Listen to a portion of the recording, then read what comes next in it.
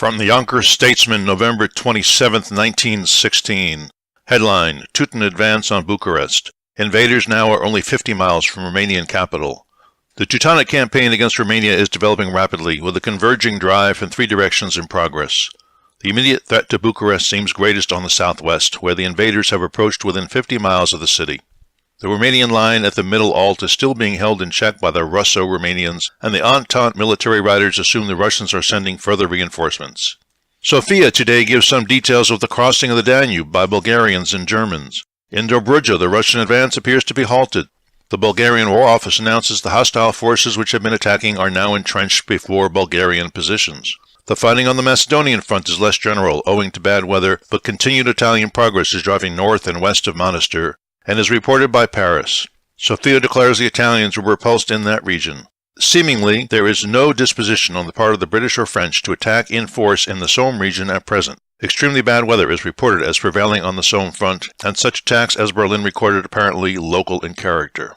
Headline: Trolley Railroad service improves.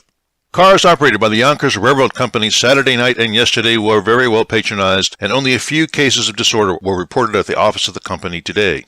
The company is now operating 45 cars during the day on various lines. With about 80 crews now operating the cars, the service is nearly normal, but the company is bringing in 150 more men. Before the strike, 270 men were employed under normal conditions, 75 of that number being for extra and relief service.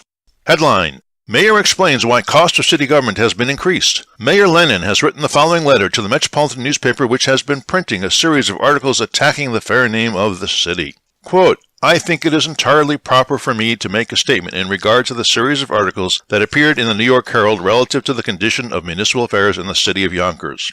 The writer dwells persistently upon the greatly increased cost of city government here in 1916 as compared with 1908, and insists that the increase is due to waste and extravagance on the part of the city government. In 1908, the state tax amounted to $21,748, while this year it was increased to $268,299. In 1908, the county tax was $192,124, while this year it is $284,593. These two items alone, amounting to $339,020, would, if eliminated, have caused a diminution of more than 28 points in the tax rate. In other words, but for those increases, over which the city government had absolutely no control, we would have had a tax rate of 2.57 instead of 2.85.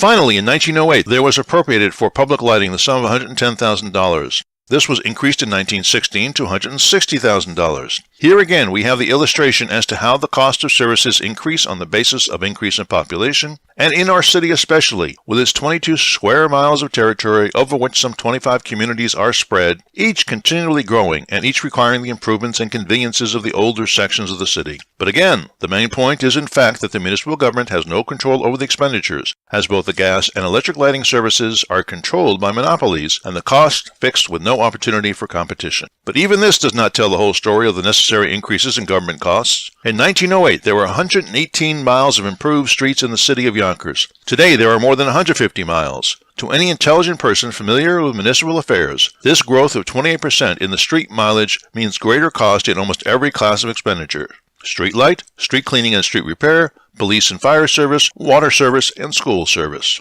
And that's the news from Yonkers 100 years ago today.